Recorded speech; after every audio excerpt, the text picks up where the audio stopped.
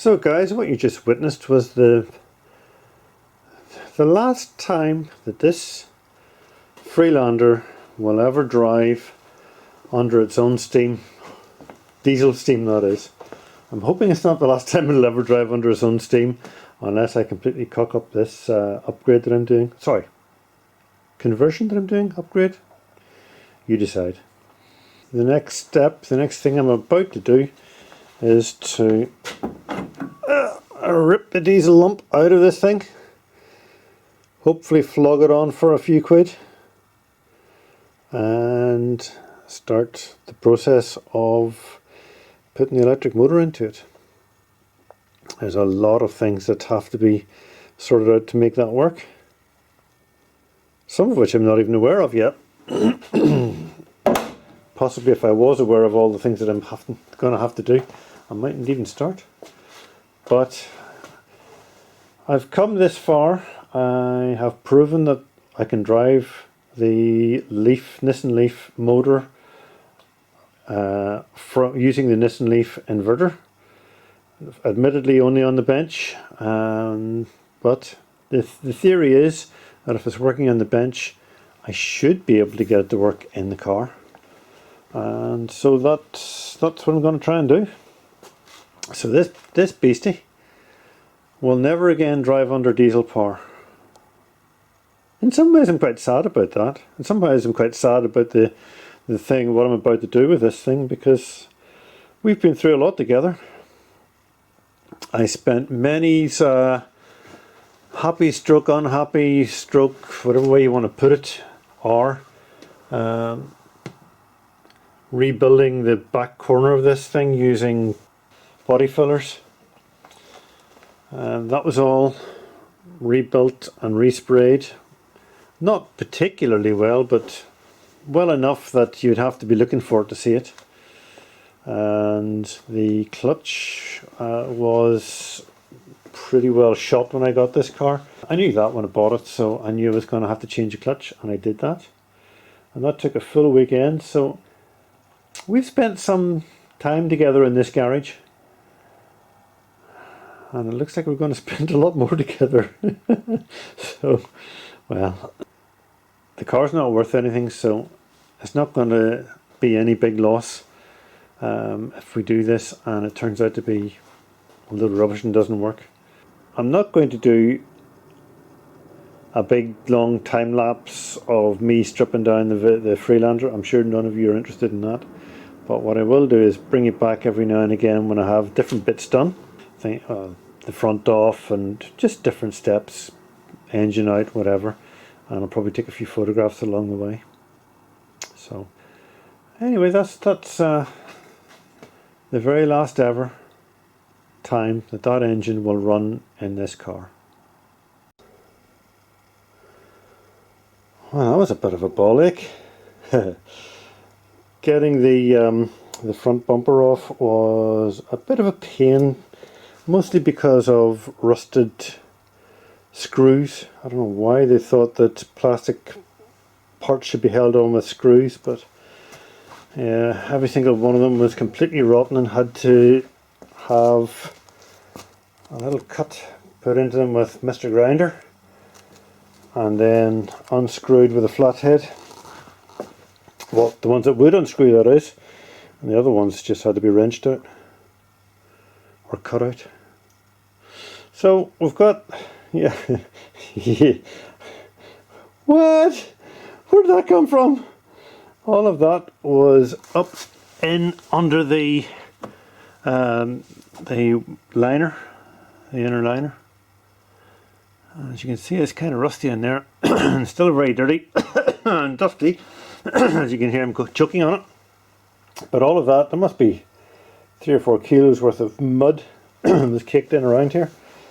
So I think that may be more evidence of past issues in the life of this Freelander. Somewhere along the line it came to a sticky stop. That wasn't entirely intended, but got a bit more space. I was actually hoping to take off this front, whatever you call it,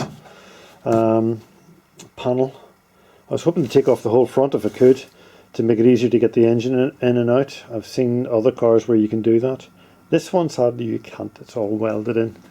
So the engine will have to be lifted in and out from either the top or out the bottom. But that does mean that it's going to be slightly more difficult to get everything installed in there. A car where I could just walk straight in and walk straight out again would have been very nice, but alas, not the case with this one. So I shall go ahead now and carry on stripping. I was going to take off the wings as well, but I decided there's not much point. It's not going to achieve very much by doing that. So wings are staying.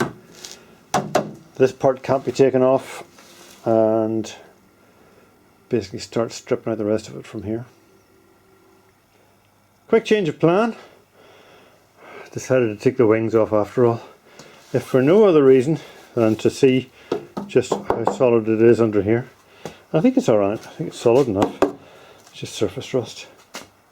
So wings are off, front crash bars off, and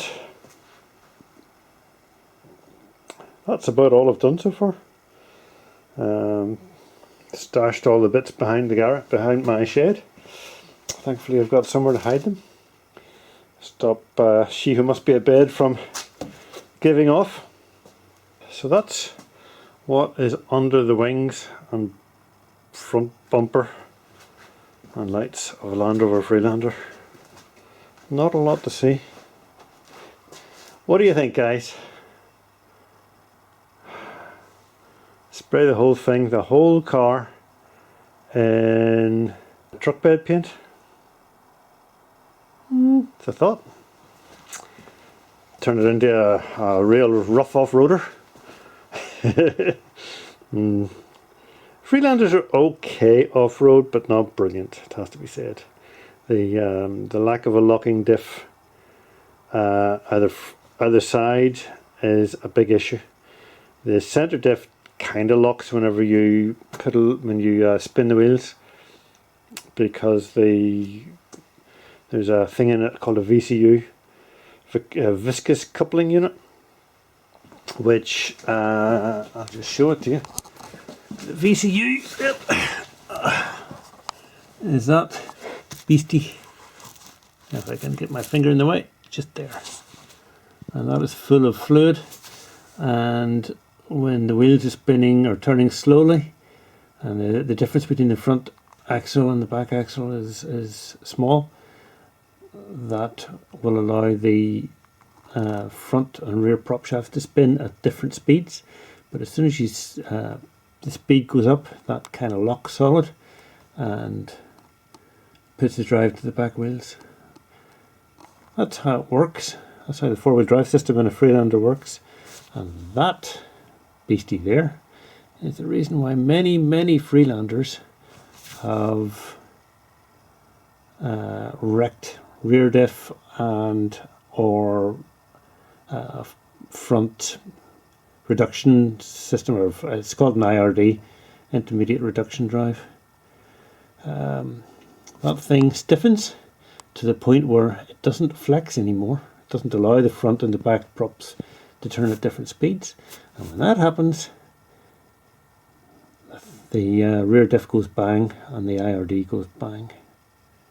So if you have a Freelander and you've got more than 80,000 miles on it, get that either tested or replaced, or you could have a very big bill, or you'll end up scrapping the car, one or the other. And the other thing that fails in a Freelander on a regular basis, excuse me while I move you around, is the fuel tank cradle. Guess who's not going to need a fuel tank cradle anymore?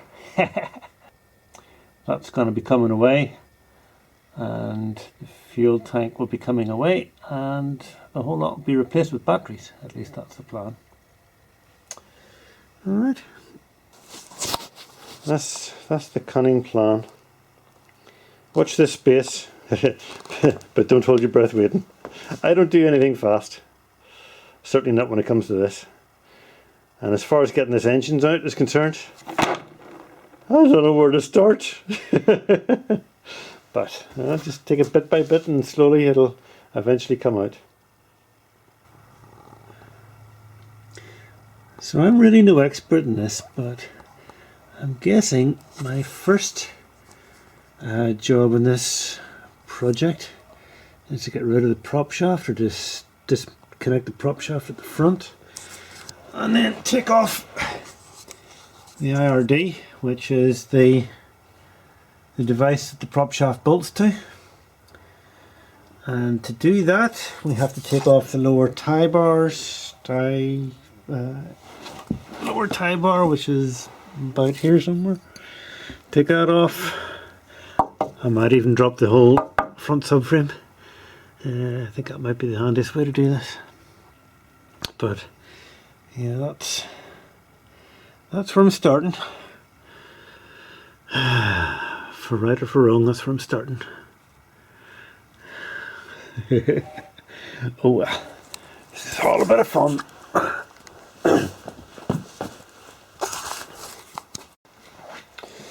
So progress so far, we have the subframe out, we have the one of the drive shafts pulled out.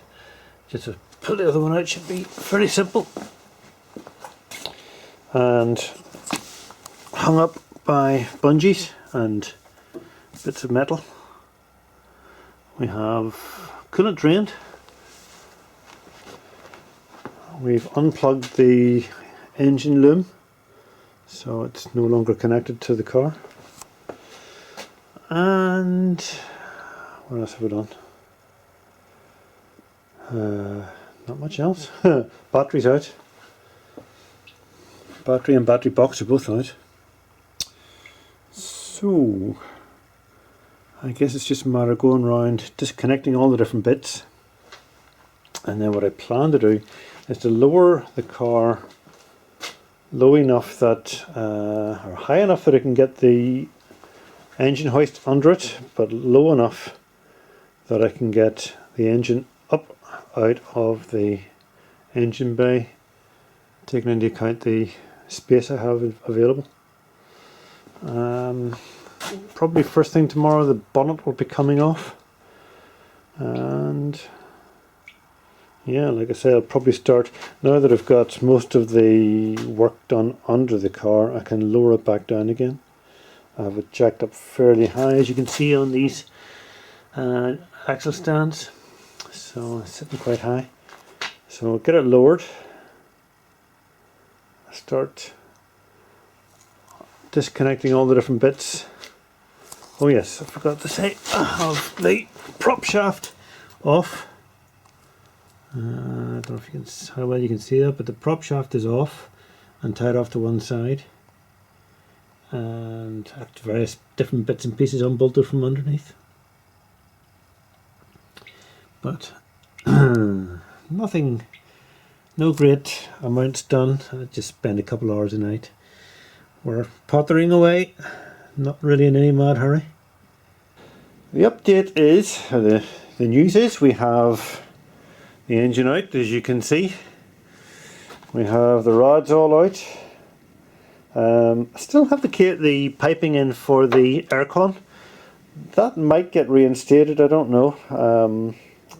In this country, aircon isn't really that important. We never get high temperatures, and the only thing it is, it's very useful for clearing the mist on your windscreen when it's raining, which it does here quite a lot. It's raining at the minute, but aircon is a bit of a luxury that I don't need. It'd be very nice to have, and I might, like I said, I'm leaving the pipes in place that it might get reinstated. As you can see, I've got the subframe, front subframe from the Nissan Leaf just sitting underneath the engine bay here. That is obviously where the old Nissan Leaf motor bolted to, and my recollection is that the back end of the motor bolts in here somewhere, or maybe over there somewhere, can't remember which, and the transmission would have bolted onto it over here somewhere. Slide it out. So I think that's the way it was, if I remember right, but obviously in my case I will only be bolting the motor, hopefully to the back end of the motor to here, and the gearbox will be hanging from its normal mount, which is here, and then the subframe that's in the Freelander can be used to tie in. I might use this subframe, I don't know, I might see if I can figure out some way of attaching it, but haven't quite finally decided on that. But with the if I can use the subframe I will, if I can't I'll not worry about it. This is the fuel tank, which is out now, and this is the gearbox, and this is the intermediate reduction drive, or IRD, which is the bit that gives you your four-wheel drive. As you can see, this and this are very oily and dirty. Check this stuff. Yeah, this is very oily, this is very oily and dirty, and I do not want to be working at these things when they're covered in oil. So what I plan to do is to cut the top off this fuel tank. It's just made of plastic. Cut the top off it, and that will give me a nice big tray that I can put that into and clean it down with diesel fuel or something. Probably use diesel fuel because that's what I have. But yeah, we're making progress. Let's see if I can figure out how to put the light onto this thing. Right, I'll bring it up under here, and you can hopefully see that the, if I can shine the light in the right place, that's where the fuel tank used to be. It's away. That's just the old spare wheel is lying there, and you can see where I have disconnected the drive shaft for the rear wheel drive. That will be reinstated at some stage, but that's what the underside of this thing is like, with the fuel tank removed. Hopefully there's enough room there for me. That's should be able to get quite a few batteries in there, and these Freelanders have another thing in them. If I can get in here, I'm not even sure I can. We probably won't be able to show you anyway, but the Freelander has a tank thing down in there. It goes the full width of the car. Between that and where the fuel tank is, there should be loads of room for batteries. So anyway, that's the current plan for that. And what I'm going to do now is to dig out Mr. Grinder over there and start cutting the top off this, so that I have a nice big tank for catching the diesel fuel that I'm going to use to clean this and this.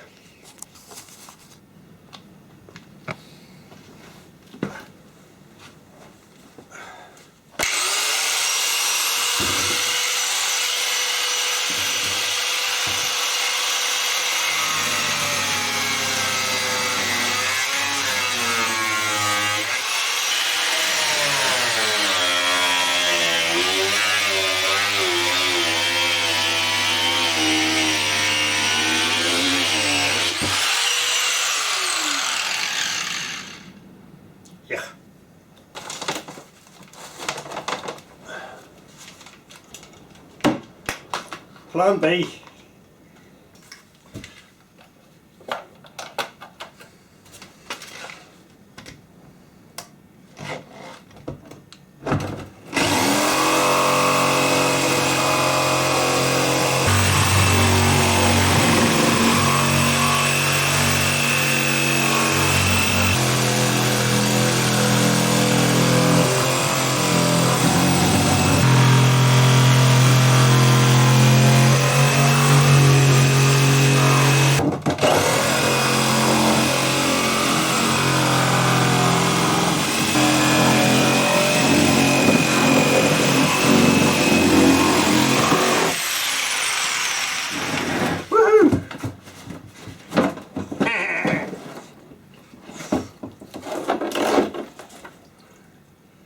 out of one diesel tank. Horrible stuff. Hate diesel. Be glad to see the back of it. I suppose this thing's going to drip all over my floor again for about the umpteenth time. So wait.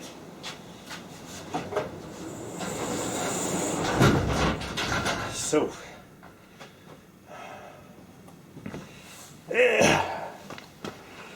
So the plan is, or was, this probably doesn't fit so well now as I thought it would, but oh well.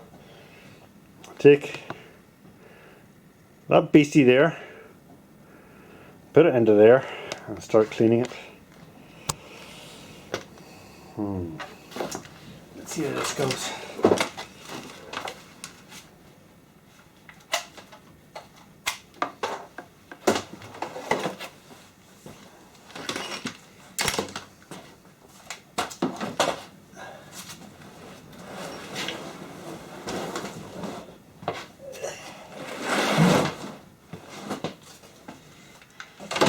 There's me thought a grinder could do everything.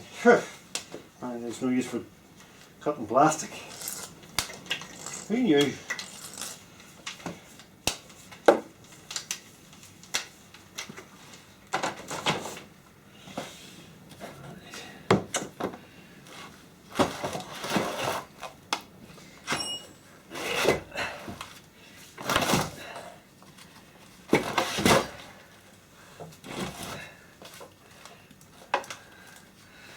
So, I don't really want it sitting in the bottom of it. Pieces of wood.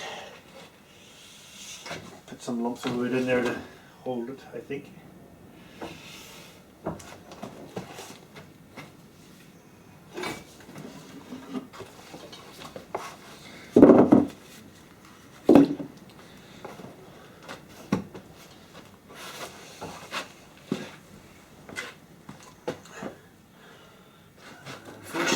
Dodgy back, so I have to be careful what I'm doing here.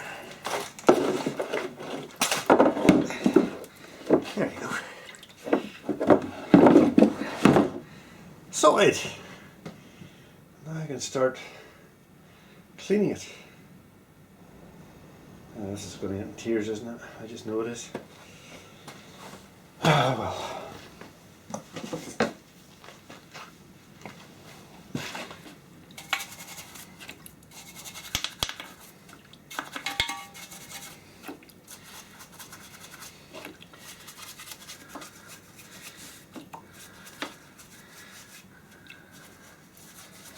Usefully, I managed to leave some of the diesel in the tank when I was trying to empty it out.